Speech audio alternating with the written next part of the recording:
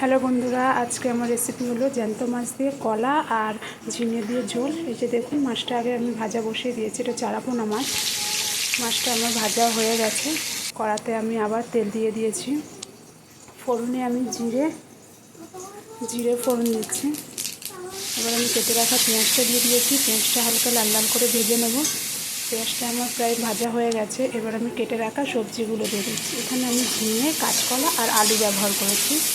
যেহেতু জ্যান্ত মাছ, একটু পাতলা ঝোল করবো, বেশি করবো না। এখানে একদম ভাজা হয়ে গেছে। এবার মশলাগুলো অ্যাড করে দেবো। এখানে আমি মশলার মধ্যে আদা জিরে বাটা, স্বাদ অনুযায়ী লবণ, হলুদের গুঁড়ো, কাশ্মীরি গুঁড়ো লঙ্কা। এবার ভালো করে কষাবো যতক্ষণ না মশলা থেকে তেল ছেড়ে দিচ্ছে। মশলা থেকে এবার তেল ছেড়ে দিয়েছে। এবার আমি জল দিয়ে দেবো। জল দিয়ে দিলাম। জলটা এবার ফুটে গেলে মাছটা দিয়ে দেবো। জলটা আমার হয়ে গেছে, মাছটা দিয়ে দিয়েছি। রেসিপিটা আমার রেডি। রেসিপিটা যদি ভালো লেগে থাকে তাহলে একটা লাইক, শেয়ার, কমেন্ট আর সাবস্ক্রাইব করে দেবো। থ্যাংক